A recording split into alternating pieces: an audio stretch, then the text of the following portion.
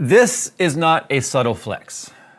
It is a blatant flex. No, I'm just kidding. The reason why these graphics cards are even here is recently we did the video about the Lightning. I was a little disappointed. I've got some more work to do to figure out the nuances of that card. They're like the top 10 cards right now in benchmarking scores. So clearly it is capable. I'm not sure what I'm doing wrong with that card, but we have to redo our benchmarks again.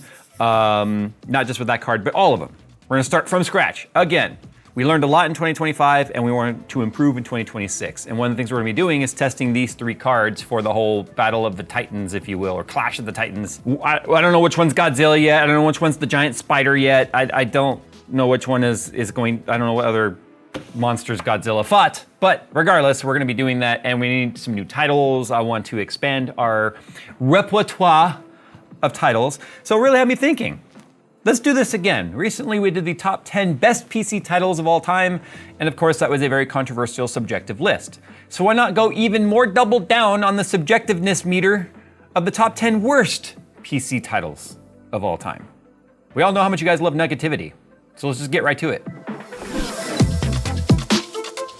So this list is a little bit easier to quantify because we can just look at the positive versus negative rating and review of the title. But I also wanted to keep this specifically to AAA recognizable titles from studios you've probably heard of, because if I just went to Steam and sorted by worst reviews ever, you're gonna find a lot of indie titles and things you just never heard of. You're gonna find a lot of free to play. You're gonna find a lot of $1.99 titles because they may have just been absolute horse crap. And a lot of those are. Now we're just looking at the horse crap that costs a lot of money. That's kind of what we're looking at here. So we're gonna start, and this is kind of in order based on negative review percentage, if that makes sense. So if you want to order this differently, then make your own damn video doing it. Anyway, moving forward, we'll start with number 10, Lord of the Rings Gollum. It's from Daedalic Entertainment, and it's known for Deponia Adventure series, which apparently was very popular. Now, as of right now on Steam, it's got 2,900 negatives and 1,200 positives. Now, this is number 10. It's gonna get more extreme as we go, right? Daedalic has built its reputation on well-written narrative adventure games, so you'd expect that something like Lord of the Rings Gollum, building off one of the most popular IPs of all time. When we talk about the Lord of the Rings trilogy, right? It is just one of the most heavily regarded as some of the best story of all time, right? And so you would expect the game that would be extremely positive built on that, especially when Lord of the Rings licensed it. But instead of, prestige and a Tolkien experience, players received a stealth-focused game criticized for outdated visuals, stiff animations, repetitive gameplay loops, and numerous technical problems. Reviewers frequently described it as feeling like a mid-budget title priced as a AAA release. They had to make their money back on that licensing though, right? I can't imagine that was a cheap license to acquire on a title like that. But the controversy wasn't just about quality, it was about how such a massive IP ended up attached to something that just felt so underdeveloped. And that's why it makes number 10 on our list, because it's from a studio that has had a positive experience in the past with other games that it's created, piggybacked on one of the easiest IPs to probably, you don't even have to think about the lore. It's done for you, and they just completely fumbled that. Number 9 is Saints Row by Volition Studios, known for, obviously, Saints Row the Third, Red Faction Guerrilla. It has 6,000 negative reviews on Steam right now with 4,000 positive. Now, Volition was known for a chaotic sandbox fun, over-the-top humor that differentiated Saints Row from GTA. And in 2022, the reboot attempted to modernize the tone and cast, but longtime fans felt it lost the outrageous personality that defined the series.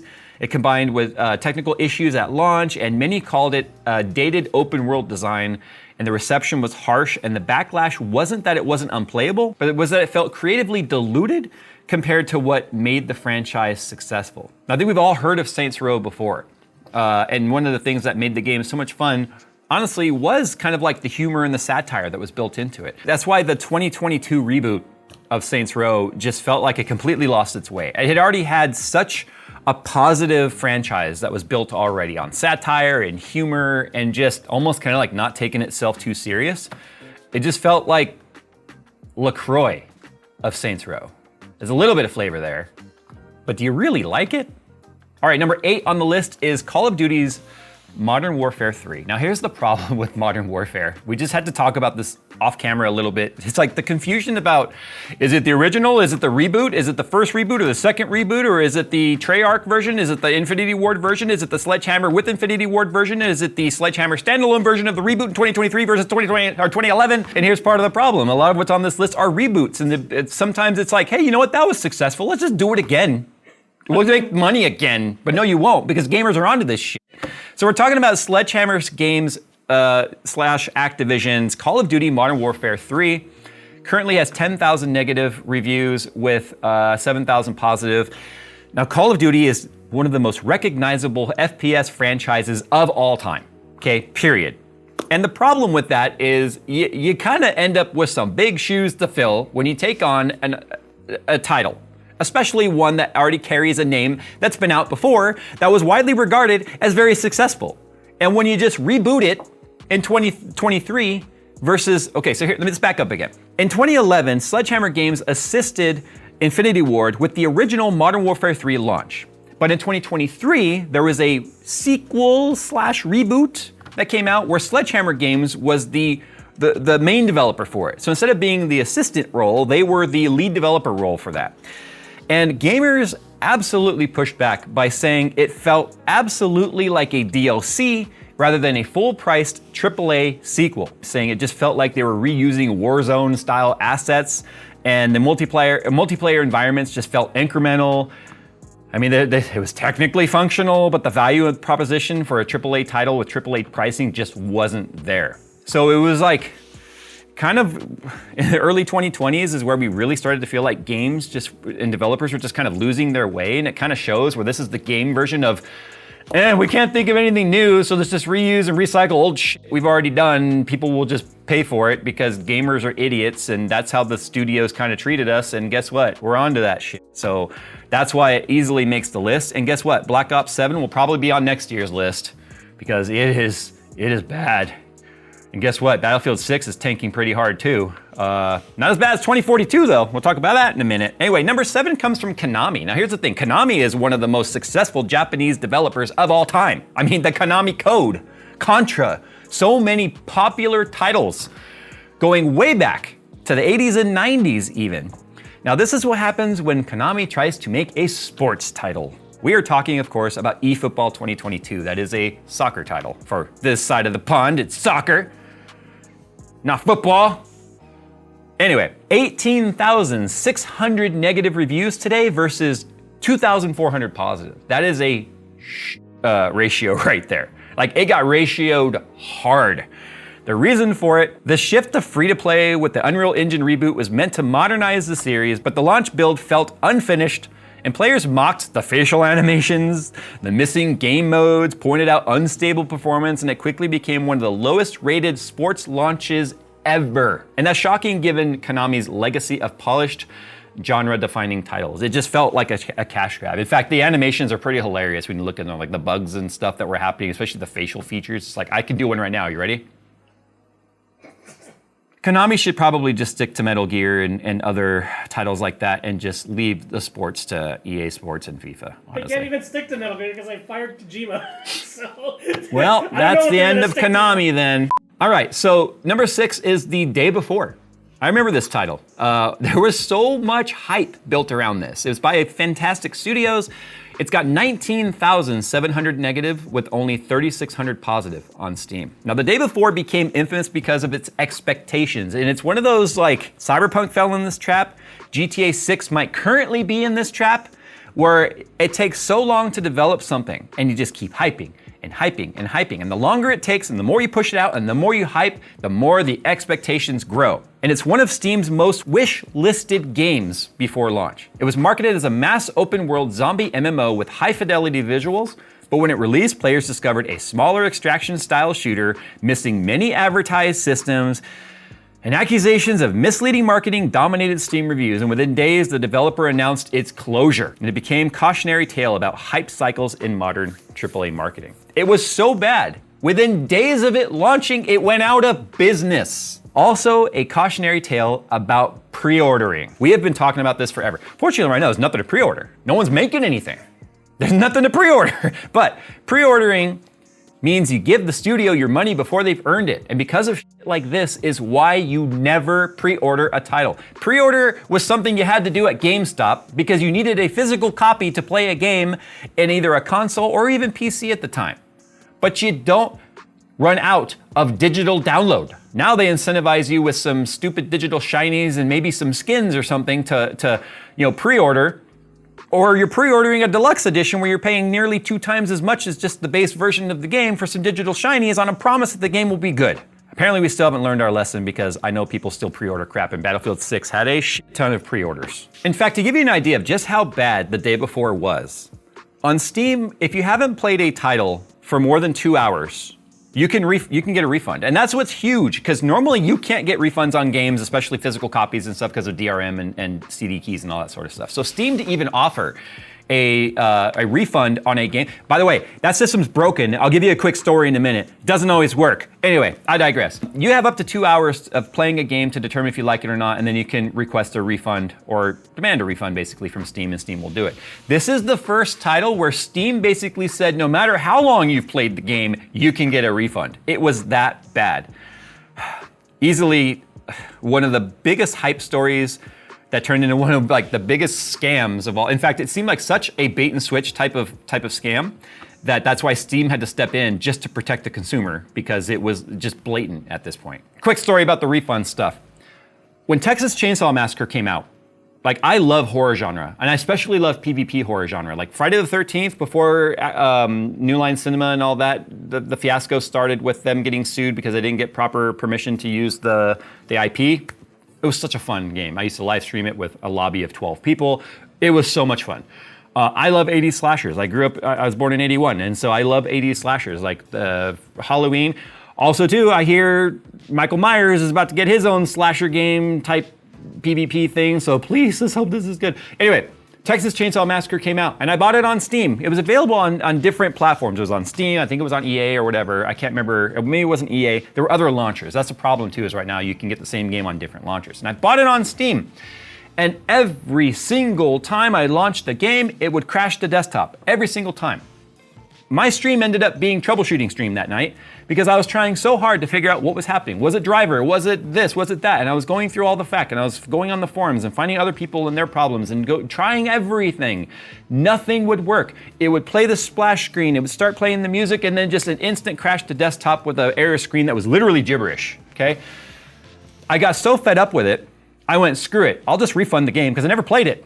I never got to play. I never even got to load once. Literally playtime on that said 0 minutes because it never actually loaded the game to report back to Steam servers that I ever played it.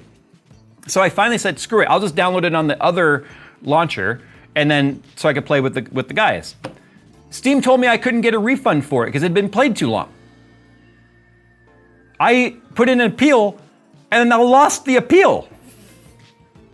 I literally have 0 minutes played on that. So that refund system is not foolproof.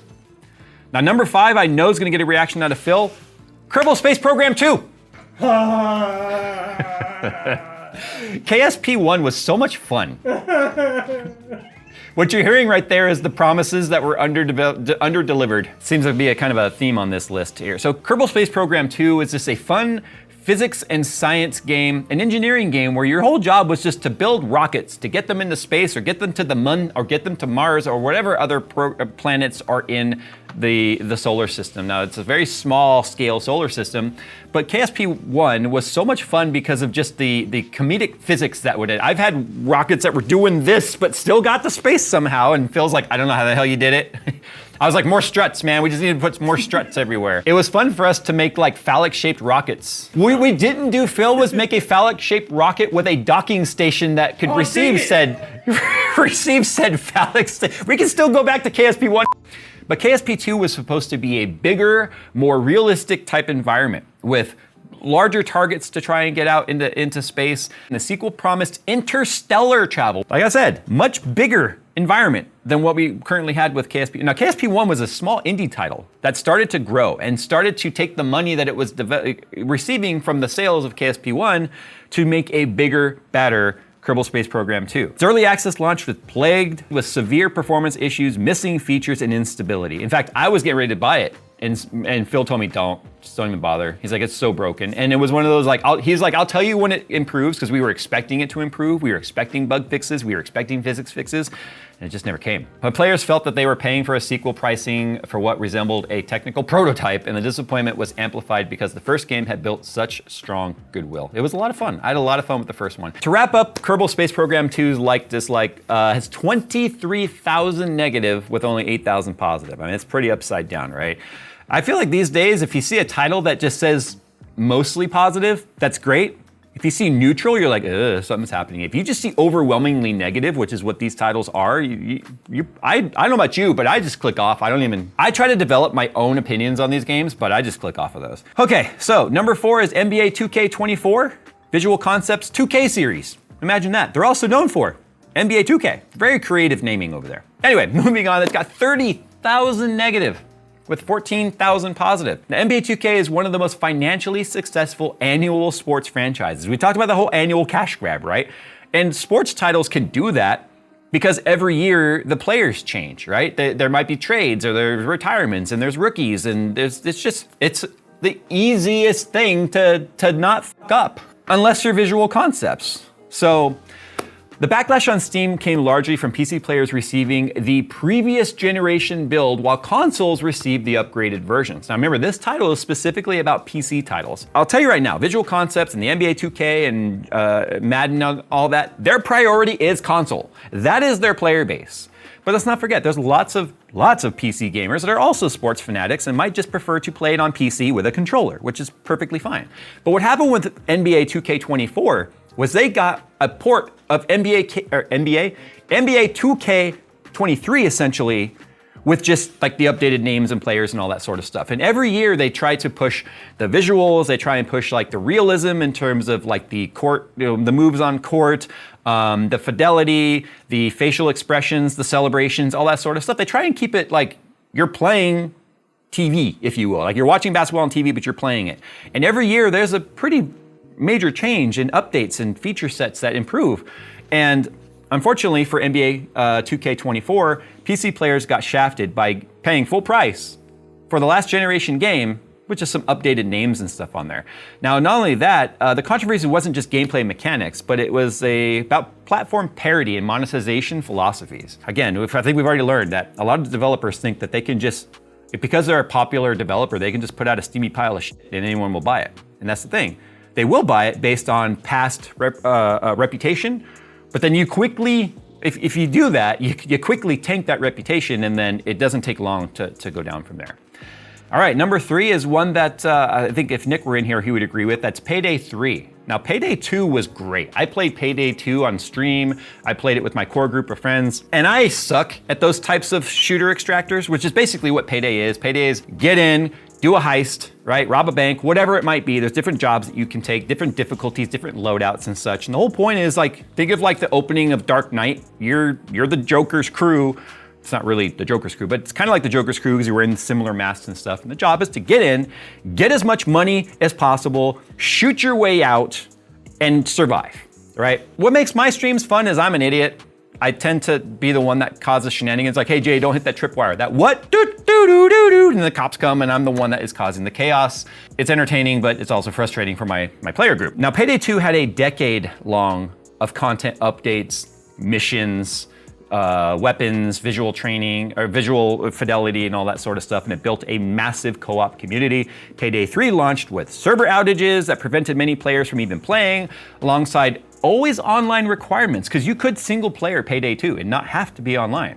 But Payday 3 came out with always online requirement, fewer features than its predecessor, and reviews frequently described it as a regression rather than evolution. And for a franchise with such loyal fans, the perception drove tens of thousands of negative reviews. 35,000 negative reviews, but 28,000 positive. So it's not nearly as upside down as some of these other titles, but still, it's got more negative than positive. All right, number 2, no surprise. I was also heavily critical of this title. So was Nick. So was my core gamer group. Battlefield 2042. Battlefield 2042 is also going to make its way onto a list I'm doing in the future here of the biggest PC gaming comebacks of all time. Battlefield 2042 is one of those titles that started off as just a hot mess, but then actually turned itself around. but it was one of those that's a little too late for the diehards and the franchise, longtime franchise lovers like myself of the Battlefield series. But it's made by DICE, obviously, which is an EA DICE now, because EA, I believe, bought DICE, but it's known as EA DICE now. They were known for Battlefields, all of them. I don't know what else to say. There's a lot of Battlefields, okay? And Mirror's Edge. But yeah, Battlefields. Battlefields and Battlefront, to be honest, but different games. 171,000 negative reviews. Although today it has 151,000 positive reviews. If we'd done this video, because it came out in 2021, I believe it was. If we did this video a couple years ago, it probably would have been down into the tens of thousands of positive, not the 151,000. They did really kind of right the ship, but the problem is Battlefield 6 came out and they tried to force a lot of players back to 2042 by doing some unlock challenges, and Battlefield 6 require you to play Battlefield 2042. So there's that kind of BS that happens in games still. But anyway, DICE built its reputation on large-scale cinematic multiplayer warfare, and Battlefield 2042 launched with missing core franchise features, no traditional class system, no scoreboard at launch, no campaign, alongside bugs, performance instability, and fans felt that it lost its identity. One of the things Battlefield 2042 came out with when it was new was Hero Class. That is some Call of Duty bullshit right there, if you ask me. Heroes was never a Battlefield thing. Battlefield was always about teamwork and class progression. You've got your assault class, you've got your support class, you've got your engineer class, and you've got your recon class. And all of them could have a pretty wide type of loadout that you could do to make your class versatile. But what was happening now in Battlefield 2042 is you were having recons with frickin' flying suits, jumping off of skyscrapers and flying in and shooting you on the way out and then flying away with their bodysuit. You're like, what the hell is this? Absolutely such a departure of what Battlefield's franchise was known for that it was one of the biggest turnoffs ever. Now they did away with all that later on. They removed the hero classes hero class and went back to actual class structure and stuff.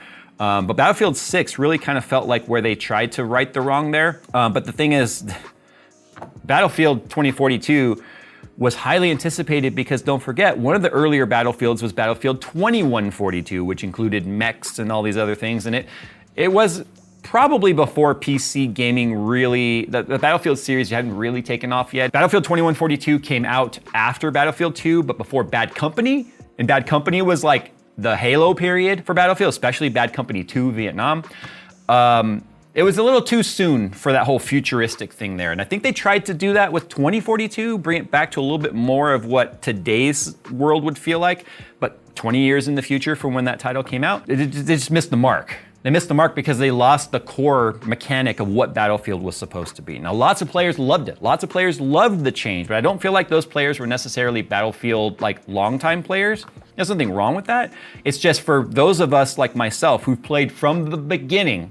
Remember where I built that Pentium 4 system to play the original Battlefield 2? It just felt so different. It didn't feel like Battlefield at all. Now, Battlefield 6, which isn't on this list, feels a lot more like Battlefield did, but right now it just feels like it's missing content.